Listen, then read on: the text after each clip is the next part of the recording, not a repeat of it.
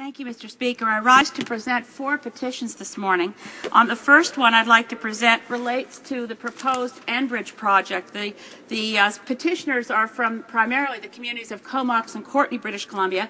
I note that it's relevant that recently the City of Prince Rupert City Council voted to unanimously oppose this project, as has the Federation of Municipalities of British Columbia.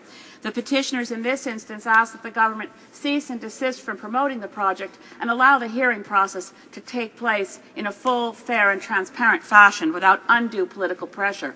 The second petition I wish to present is somewhat related. It relates to the challenge of the climate crisis. The petitioners in this instance are from within my riding of Saanich Gulf Islands, primarily from Sidney, from Saanich, as well as from the islands of Mayne and Saturna. They ask that the government act on a previously taken declaration through an act of this House to reduce greenhouse gases by 25% against 1990 levels by 2020 and against 50% against 1990 levels by 80% against 1990 levels by 2050. Last night, Mr. Speaker, I happened to be at a session at the University of Ottawa where scientist Paul Beckwith urged that all parliamentarians address this as an urgent matter given the potential catastrophic effects of delay.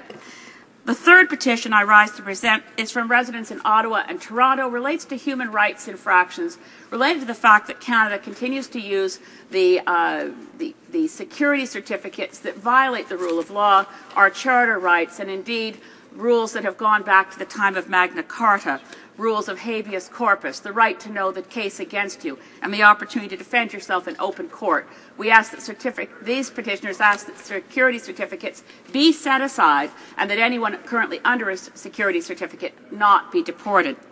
And lastly, on the subject of affordable housing, petitioners from my riding, from Sidney and from Saanich and from Mayne Island, ask that the government, and particularly the finance minister, revisit those measures that used to be in place to encourage developers to build purpose-built apartment dwellings for rental units to increase the stock of affordable housing. Thank you, Mr. Speaker.